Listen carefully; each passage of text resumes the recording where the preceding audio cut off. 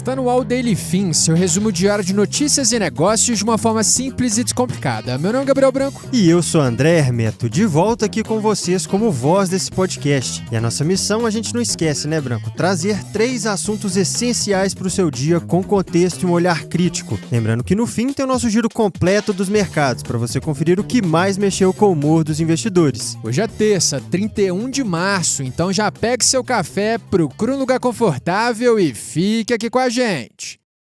Entre os destaques desse episódio na seção Empresas, Uber compra app de motoristas particulares com foco em clientes de alto padrão. Em mundo, Trump faz nova ameaça ao Irã e petróleo já sobe 55% no mês. Já no Brasil, Ronaldo Caiado é oficializado pelo PSD na disputa presidencial. E antes de começar nosso podcast, para apresentar o patrocinador do episódio de hoje, antes a gente tem que falar de hábitos por aqui. Todo mundo tem vários hábitos que se repetem sem esforço ao longo do dia e, no nosso caso, eles sempre são acompanhados de um bom café. Pois é, né, Andrezinho? Aqui na equipe do Daily Fin, o café acompanha a rotina da redação do começo ao fim, desde a leitura das principais notícias até a escrita final. E quando isso acontece todo santo dia, nada melhor que buscar uma forma mais prática de manter esse nosso ritual, claro que sem abrir mão da qualidade. E foi com essa proposta que a Coffee Mais criou o seu clube de assinaturas, que é uma forma muito mais simples de receber cafés especiais todos os meses com até 40% de desconto direto na sua casa, ou no nosso caso, aqui no escritório. E olha só, se você usar o nosso cupom Clube Radar, você ainda ganha um brinde surpresa na sua assinatura. E para você assinar e deixar seu café diário mais prático, econômico e especial, o link está na descrição desse episódio. Boa, Branco. Agora voltando para nossa programação, bora para a primeira notícia.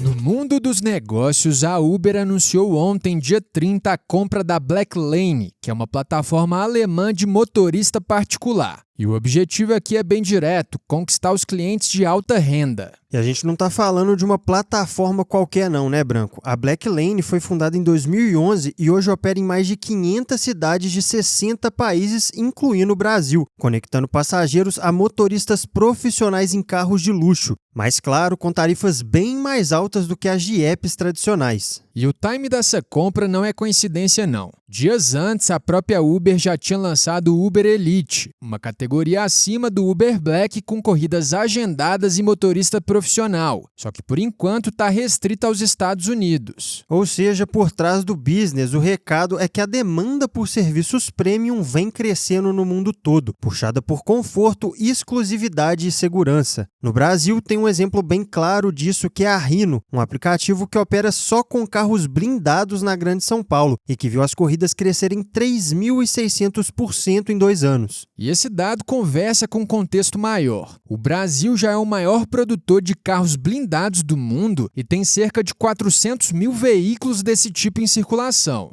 Então dá para entender por que esse mercado premium ganhou tanta atração por aqui. Agora, a lógica não fica só nas ruas, não. Essa busca pelo premium está avançando em vários setores. Na aviação, por exemplo, a United Airlines anunciou a Relax Row, uma nova fileira de assentos que pode virar uma espécie de sofá em voos internacionais. Ou seja, o recado é bem claro, cobrar mais por conforto virou uma nova frente de receita. E a Uber está entrando com força nessa disputa pelo público de alto padrão. Mas com esse movimento premium fechando aqui o bloco de empresas, bora agora para o noticiário internacional.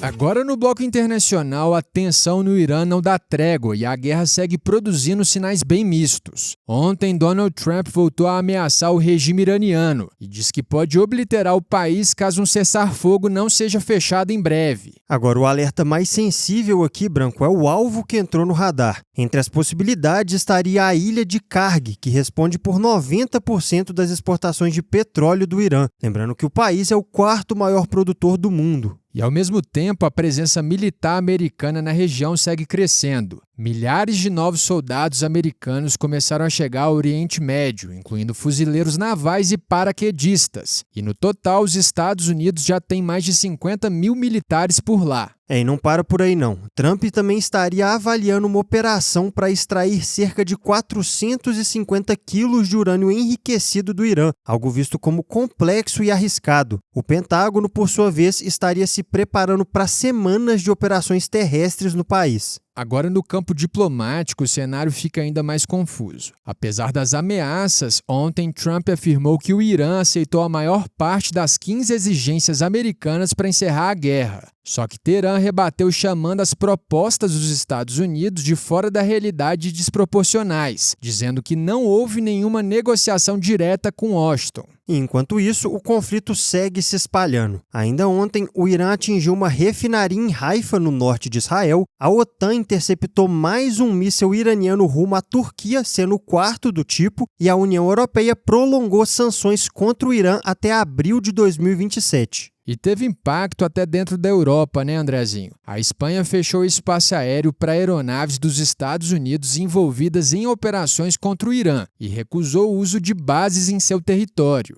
E agora vem aquela pergunta que o mercado está fazendo desde o começo. E o petróleo? Mesmo com relatos de novas travessias de navios paquistaneses, chineses e indianos pelo Estreito de Hormuz, isso não foi suficiente para aliviar a tensão. O Brent fechou em alta ontem, cotado a $112 por barril. E olhando para trás, o tamanho do movimento assusta ainda mais. Só em março, a alta já passa de 55%, o que pode ser o maior salto mensal desde 1988. Ou seja, a guerra segue sem sinal claro de desfecho, a diplomacia está embaralhada e o mercado já vai colocando o preço no risco. Mas com esse panorama internacional atualizado, bora agora para o noticiário aqui do Brasil.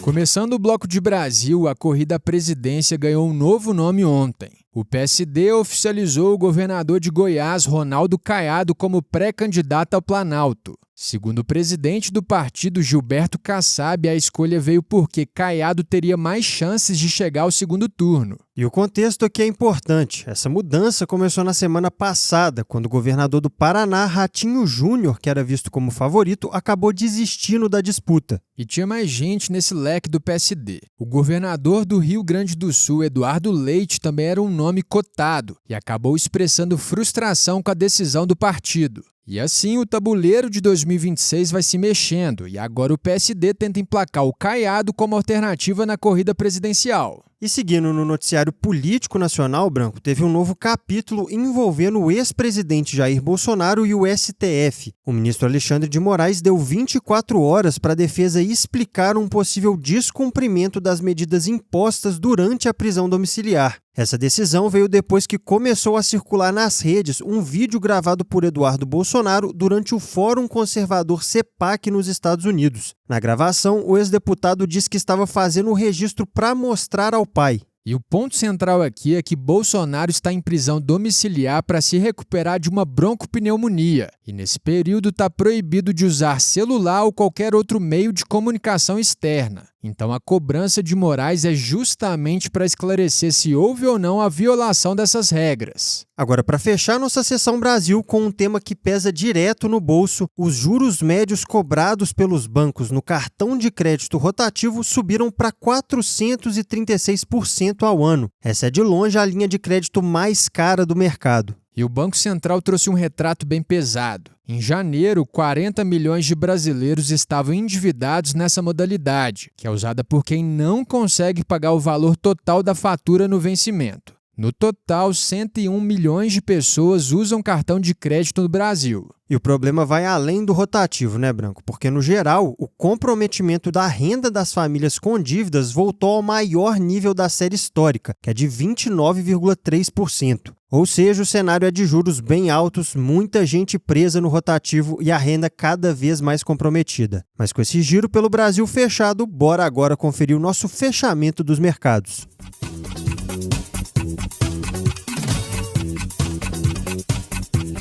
No fechamento dos mercados do Daily Fin, a gente começa pelo Brasil. Por aqui, o Boletim Focus elevou a projeção para o IPCA de 2026 de 4,17% para 4,31%. Essa foi a terceira alta consecutiva e o maior nível do ano. Lembrando que há 4 semanas a estimativa estava em 3,91%. Também na economia, num evento organizado pelo Banco Safra, o presidente do Banco Central, Gabriel Galípolo, disse que manter os juros altos por mais tempo abriu espaço para iniciar a redução da Selic. Isso apesar das incertezas provocadas pela guerra no Oriente Médio. No campo político, a Paraná Pesquisas mostrou Flávio Bolsonaro com 45,2%, à frente de Lula com 44,1% num eventual segundo turno. Já o levantamento BTG Nexus, no mesmo recorte, apontou 46% para ambos os lados. Nas bolsas, o Ibovespa fechou em alta de 0,53% aos 182.514 pontos nessa segunda-feira. Em Nova York, o S&P 500 caiu 0,39%, enquanto o Nasdaq recuou 0,73%. No mercado acionário americano, as ações da Alaska Air recuaram 5,45%, após a companhia prever um prejuízo maior no primeiro trimestre.